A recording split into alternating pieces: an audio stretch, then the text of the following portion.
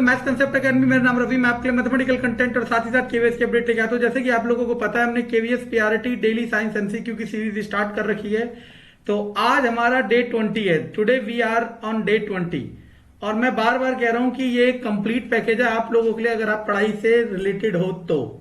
अगर आप KVS PRT exam qualify करने चाहते हो तो this is the best opportunity for you. It is completely free and complete in the syllabus manner. Okay ना, सी चलो। तो आज हम फिजिक्स को लेके आए हैं, ठीक है ना। फिजिक्स में कौन सा चैप्टर लेके आए हैं? Force and laws of motion. Laws of motion ये वाला चैप्टर लेके आए हैं, ठीक है। इसके बाद the rocket works on the principle of conservation of. जैसे कि आप लोगों को पता है कि एक रॉकेट जब उड़ता है तो उसका फ्यूल बर्न होता है नीचे की तरफ एनर्जी, जिससे पुश ऊपर की तरफ लगता है, ऐसे करके, है ना। तो रॉकेट काम करता है law of conservation of momentum पे। Rocket works on the principle of law of conservation of momentum. Law of conservation of momentum क्या कहता है मैं ये बता देता हूं। Law of conservation of momentum. कई बच्चे मुझे कमेंट में कहे जा रहे हैं कि सर ऐसे मजा नहीं आ रहा। यार मजे के लिए मैं क्या करूं ये बताओ? साड़ी पहन के आऊं क्या, या फिर कोट पैंट पहन के आऊं? यार मजा थोड़ा चाहिए। मैं आपको क्वेश्चन करा रहा हूं, टॉपिक करा रहा हूं। टॉपिक सारे कवर्ड हो चुके हैं और सारे कवर्ड और होंगे मल्टीपल टाइम्स। थोड़ा सा कोऑपरेट करो, ठीक है ना। जैसा आप चाह रहे हो वैसा करा जा सकता है, लेकिन उसके लिए समय भी नहीं है। और वो फिर अगर आप चाहो तो कोई पेड कोर्स वाला ही कर सकता है, ठीक है ना। फ्री में मैं जितना कर रहा हूं वो मोर देन सफिशिएंट है आप लोगों के लिए। थोड़ा सा कोऑपरेट करो। हाँ, ये मैं कर सकता हूं कि आप इंडिविजुअल टॉपिक बोलो कि सर ये वाला टॉपिक एनसीईआरटी से करा दो, सर ये वाले चैप्टर एनसीईआरटी से करा दो। आई विल डू, ठीक है ना।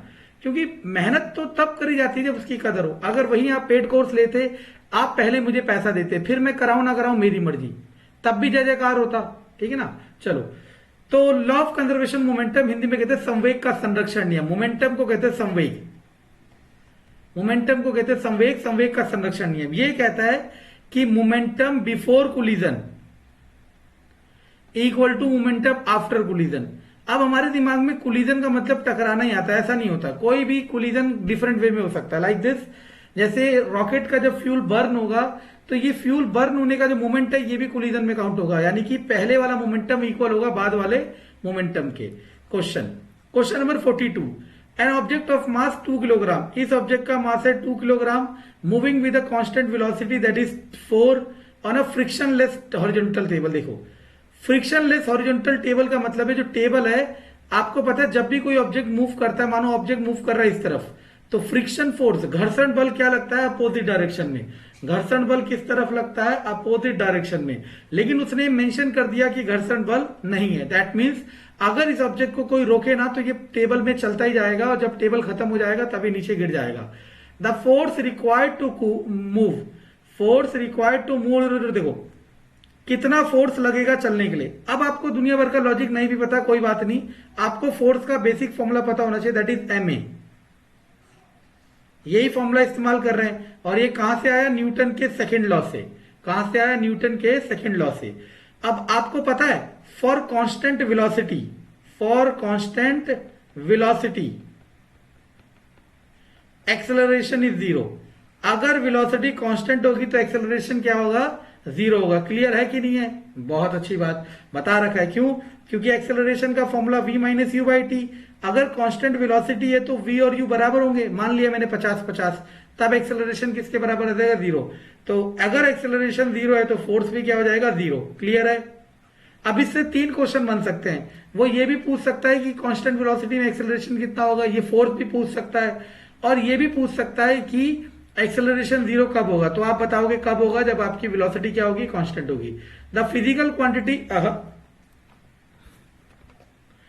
Physical quantity which makes it easier to accelerate small car large car measured in terms of. Now कह रहा है ऐसी कौन सी फिजिकल क्वांटिटी है जिसकी वजह से छोटी कार को मूव कराना आसान होता है, बड़ी कार को मूव कराना मुश्किल। तो सिंपल सा है आंसर, तो यही लिखा हुआ है, स्मॉल और लार्ज।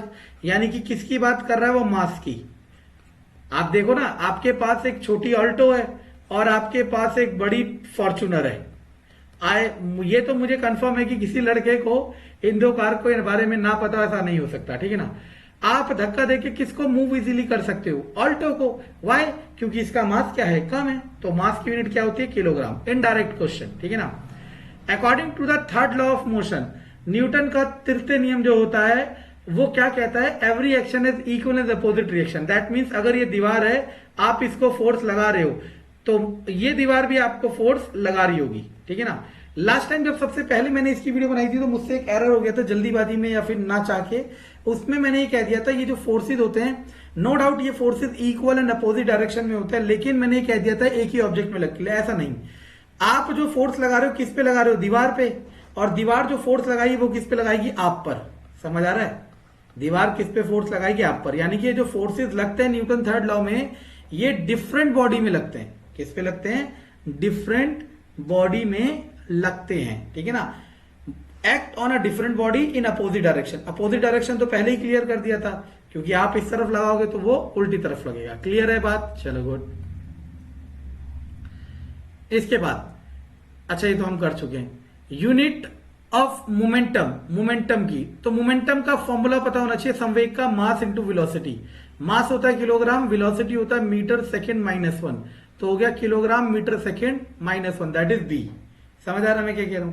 आप लोगों को बहुत अच्छी चीजें आनी चाहिए। जैसे मान लो ये वाला क्वेश्चन है, आप ना यूनिट से भी बता सको, क्योंकि कभी कभी क्या होगा, यहां यूनिट लिखा होगा और नीचे क्वांटिटी पूछेगा। जैसे यूनिट लिखा है किलोग्राम मीटर सेकेंड -2, किलोग्राम होता है मास का, मीटर सेकेंड -2 होता है एक्सेलरेशन का, तो मास इंटू एक्सेलरेशन क्या होता है? फोर्स। यानी कि किसकी यूनिट दे रखी है? फोर्स की। समझ आ रहा है मैं क्या कह रहा हूं? आपको इस तरीके से भी चीजों के बारे में पता होना चाहिए। ये पेपर का एक स्टैंडर्ड पैटर्न है। क्लियर है? The boy of mass 50 kilogram standing on ground exert a force इतना, यानी कि उसका मास है 50 किलोग्राम और वो फोर्स कितना लगा रहा है? 500 Newton. Force exerted by the ground on the boy. Okay, मान लो आप वो बॉय हो, वो कह रहा है कि ग्राउंड ऊपर को फोर्स लगा रहा है 500 न्यूटन का, तो लड़का कितना फोर्स लगा रहा होगा ये पूछ रहा है। समझ आ रहा है क्वेश्चन क्या कह रहा हूं? वो कह रहा है ग्राउंड लगा रहा है 500 न्यूटन का ऊपर की तरफ, तो लड़का कितना लगा रहा होगा? Newton third law, every action has equal and opposite reaction. Clear हो गया ये बात? ठीक है ना। होंडा सिटी कार, ओहो आ गई, चलो। होंडा सिटी ये रही बच्चों, ऑल्टो ये रही बच्चों, टाटा नैनो ये रही बच्चों, महिंद्रा स्कॉर्पियो ये रही, ठीक है ना। Are running at the same speed, सबकी स्पीड 50 है, इसकी भी 50, इसकी भी 50, इसकी भी 50, इसकी भी 50। If all these car are hit from behind with the same force and they continue move forward, the maximum acceleration will produce। मतलब मानो ये सारी कारें इस तरफ चल रही थी और इन्हें पीछे से किसी ने हिट कर दिया, इन्हें पीछे से किसी ने हिट कर दिया, तो अब ये कह रहा है कि क्या कह रहा है? अब ये कह रहा है कि मैक्सिमम एक्सेलरेशन किसका होगा? मैक्सिमम एक्सेलरेशन किसका होगा? अब देखो, देखने में तो हमें क्या लग रहा है कि यार पीछे से हिट करेंगे तो ये जो सबसे भारी वाली कार है ये सबसे ज्यादा एक्सेलरेशन प्रोड्यूस करेगी, लेकिन वो गलत है। फोर्स का फॉर्मूला क्या होता है बच्चों? Mass into acceleration. तो एक्सेलरेशन का फॉर्मूला फोर्स अपॉन मास, यानी कि अगर सबका फोर्स सेम है, क्योंकि हिट तो सबको सेम फोर्स से करा जा रहा है, अगर सबको सेम फोर्स से हिट करा जा रहा है तो जिसका मास लेस होगा उसका एक्सेलरेशन ज्यादा होगा, क्योंकि इनवर्सली प्रोपोर्शनल है ना नीचे। जैसे मान लो फोर्स 10 है, मास 2 रखा, फोर्स 10 है, मास 5 रखा, फोर्स 10 है, मास 10 रखा, यह आएगा 1, यह आएगा 2, यह आएगा 5। सबसे बड़ी नंबर कौन आ गई है? यानी कि न्यूमरेटर अगर सबका सेम है तो वो वैल्यू ग्रेटेस्ट होती है जिसका डिनोमिनेटर सबसे छोटा होता है। और सबसे हल्की कार कौन बा? ऑल्टो। क्लियर है बात? चलो 48 question. The acceleration produce by a car, force दिया है 5 न्यूटन और मास दिया है 20।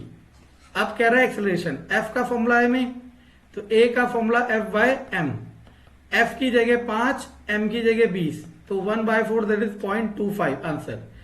विच of the following situation involve the Newton second law of motion? कह रहा है Newton second law of motion किस सिचुएशन में आएगा, ठीक है ना। एक्चुअल में Newton second law of motion क्या था? F equal to dp by d t. That means momentum में जितना भी चेंज होगा वो इक्वल होगा अप्लाइड फोर्स के। अब आप में से बहुत बच्चे सोच रहे हैं